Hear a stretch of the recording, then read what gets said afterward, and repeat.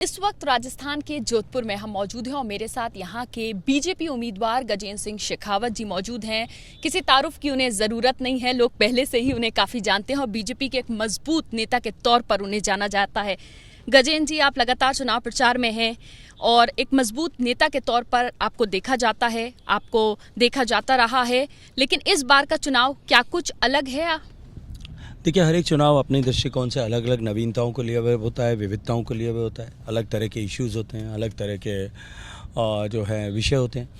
और मेरे साथ तो संयोग ऐसा है कि तीनों ही चुनाव में कांग्रेस के प्रत्याशी अलग अलग रहे हैं, तो अपने आप ही वो डिफरेंट फ्लेवर आता है।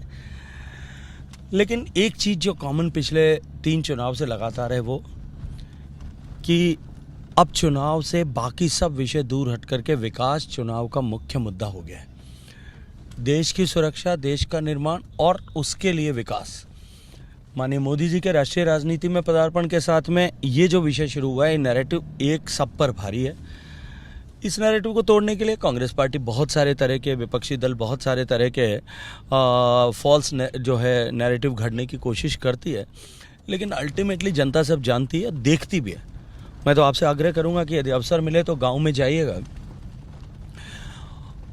हजारों लोगों के बीच में भी यदि आप ये प्रश्न करेंगे कि अपने हृदय स्थल पर हाथ रख करके कहिए कि मोदी जी के प्रधानमंत्री बनने के बाद, जिनको आपने 2 वोट दे करके प्रधानमंत्री बनाया, देश में परिवर्तन हुआ या नहीं, एक स्वर में सब लोग स्पॉन्टेनियसली कहेंगे कि हाँ हुआ है।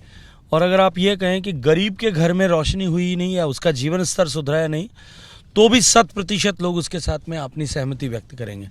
ये जो विश्वास माननीय मोदी जी ने अर्जित किया है और लोगों को ये अब भरोसा है कि देश विकसित हो सकता है यदि मोदी रहें, तो इसलिए सारे मुद्दे उसके सामने बौने भी हो जाते हैं, गौण भी हो जाते हैं। आप विकास की बात कर रहे हैं, यही बात जो है वो आपके सामने जो कांग्रेस उम्मीदवार हैं करण सिंह, वो भी कर रहे हैं और वो कह रहे हैं कि विकास अगर वो आते हैं तो आएगा, अभी तक कुछ काम नहीं हुआ है। तो 10 साल आप यहाँ पर रहे, कुछ काम हुआ या नहीं? देखिए, मुझे लगता है कि उनको पहले इस बात को सोचना और देखना चाहिए, और मैं आपसे भी कहूँगा उनसे ज़रूर पूछना चाहिए। जब शहर में निगम उनका नहीं है, जोधपुर में राजस्थान में सरकार उनकी नहीं है, और ये तय है कि देश में मोदी जी प्रधानमंत्री बनेंगे और भारतीय जनता पार्टी की एनडीए की सरकार बनेगी, इसमें कहीं कोई किसी को संदेह नहीं, किसी को भी देश भर में संदेह नहीं है। कम से कम सरकार बनने को लेकर के तो कोई प्रश्न नहीं है। तब वो विकास किस तरह से करेंगे, क्या आधार होगा उसका? जब विकास करने का अवसर कांग्रेस पार्टी के पास में था, 5 साल तक सरकार थी, तब जो वादे 2018 के चुनाव में कांग्रेस पार्टी ने किए थे, चाहे किसानों से कर्ज माफी का मुद्दा हो, युवाओं को रोजगार देने का मुद्दा हो, इंफ्रास्ट्रक्चर का मुद्दा हो, एक भी ऐसा विषय नहीं है जिस पर कांग्रेस पार्टी ने 5 साल में काम करके अपना वादा पूरा किया हो। अब जब सरकार में नहीं है तब क्या वादे करेंगे और क्या विकास करेंगे? और मैंने सुना है ऐसा उन्होंने किसी भाषण में कहा है कि मैं चांद तक सोने की सीढ़ियां चढ़ा दूंगा। अब ऐसा विकास तो उन्हीं को मुबारक है। सर, मुझे ये बताइए, इस बार का चुनाव जो जोधपुर में देखा जा रहा है बड़ा इंटरेस्टिंग है। इंटरेस्टिंग इस लिहाज से कि आप दोनों ही राजपूत समाज से आते हैं, तो ऐसे में वो ये दावा कर रहे हैं कि राजपूत वोट जो है, राजपूतों का आशीर्वाद जो है वो उन्हें मिलेगा। आखिर उनका कॉन्फिडेंस किस वजह से ये है, और आप क्या समझते हैं इस बात से कि आखिर राजपूत समाज जो है, क्या वो आपको वोट देगा, और देगा तो किस बलबूते पे देगा? क्या ऐसी वजह है? देखिए, एक विषय तो कि केवल किसी एक समाज के वोट से जो है चुनाव नहीं तय होते, और मैं तो किसी एक समाज विशेष का वोट ही राजनीति का आधार है ऐसा नहीं मानता। ठीक है, अपना समाज है, समाज का आशीर्वाद दोनों चुनाव में मेरे साथ रहा है। पहले चुनाव में 2014 में जब चुनाव लड़ा था, तब आदरणीय चंद्रेश कुमारी जी, जो राजपूत भी थी, राज परिवार से आती थी, और एक ऐसा परिवार जिसको लेकर के जोधपुर नहीं पूरे मारवाड़ में, पश्चिमी राजस्थान में असीम श्रद्धा है। महाराजा अगस्त सिंह जी जो उनके छोटे भाई हैं, उनके स्वर्गीय पिता हनुमंत सिंह जी, जिनके he was the most popular farmer king of the country, जिन्होंने आज़ादी के बाद में पहले चुनाव में अपने खुद के बैनर पर जब मारवाड़ में चुनाव लड़ाए थे तो 100% सीटें जीती थी। ऐसे लोकप्रिय परिवार की, ऐसे परिवार जिसके प्रति लोगों की इतनी श्रद्धा है, जब आदरणीय चंद्रेश कुमारी जी ने चुनाव लड़ा था तब भी क्योंकि जनता के मन में ये संकल्प था कि हमें मोदी को प्रधानमंत्री बनाना है, तो सबने वोट दिया, क्षत्रिय समाज में ने भी दिया, अन्य समाजों ने भी दिया। अब क्यों अभी भी, क्योंकि लोगों के मन में ये संकल्प है कि देश के भविष्य के लिए मोदी आवश्यक है। एक बार फिर सभी लोग मिलकर के मतदान करेंगे। अच्छा, ऐसा क्या हुआ कि इस बार राजस्थान में बहुत कम मतदान हुआ? वोटिंग परसेंटेज इतनी कम कैसे रही? इसके पीछे आपको क्या लगता है, क्या वजह है? देखिए, केवल राजस्थान का विषय नहीं है, उत्तर प्रदेश में भी इसी तरह के हालात हैं। केवल एक बंगाल को छोड़कर के बाकी सभी जगह पहले फेज में जहां मतदान हुआ है वहाँ मतदान का प्रतिशत बहुत कम रहा है। ये निश्चित रूप से विचार का विषय है, चिंता का विषय भी है। लोकतंत्र में मतदान का गिरना न तो श्रेयस्कर है और न ही ऐसा होने को जो है किसी तरह से स्वीकार किया जाना चाहिए। निश्चित रूप से सिस्टम को भी इसके ऊपर काम करना चाहिए, इलेक्शन कमीशन को भी इस पर विचार करना चाहिए और सभी पॉलिटिकल पार्टीज को अपने दृष्टिकोण से इस पर विचार करना चाहिए, बातचीत करनी चाहिए। आगे आने वाले 5 सालों में जोधपुर की जनता के लिए आप क्या काम करेंगे? देखिए, जोधपुर असीम संभावनाओं से भरा हुआ क्षेत्र है। आज भी जोधपुर इंफ्रास्ट्रक्चर की दृष्टि से जो पहले पिछड़ा हुआ था, अब धरातल जो है समतल हुआ है। Rail infrastructure, road infrastructure, airports, इन सब पर बड़ा काम हुआ है और जोधपुर जो इंडस्ट्रियल हब है बन सकता है। अभी जोधपुर हैंडीक्राफ्ट की इंडस्ट्रीज़ का हब है, अभी जोधपुर एग्रो बेस इंडस्ट्रीज़ का सेंटर है, अभी जोधपुर स्टोन, इंजीनियरिंग, टेक्सटाइल और जो है स्टील, इन 4 के बड़े उद्योगों का यहाँ पे केंद्र है। लेकिन जितनी संभावनाएं उसके अनुरूप अभी अपार विकास हो सकता है इंडस्ट्रियलाइजेशन का। हम जोधपुर में औद्योगिक गतिविधियों को किस तरह से बढ़ा सकें, इस पर काम करें और उसके साथ साथ में यहाँ रोजगार आए, यहाँ निवेश आए और जोधपुर के जो है जीडीपी जोधपुर की बढ़ सके, इसको लेकर के अब हम काम करेंगे। अच्छा, आप पर ये आरोप हमेशा से लगता आया है कि आप जो हैं यहाँ के लोगों को पानी नहीं पहुँचा पाए। सर, ये इस आरोप को आप किस तरह से देख रहे हैं? देखिए, संविधान की मर्यादा के अनुरूप जल राज्य का विषय है और राज्य सरकार को ही प्राथमिक रूप से उसके ऊपर काम करने की right from planning to execution to implementation to operation and maintenance सब उन्हीं को करना होता है। माननीय प्रधानमंत्री जी ने जब जल जीवन मिशन को लॉन्च किया, घोषणा की लाल किले के प्राचीर से, तब देश में 16% घरों तक पानी पहुंचता था।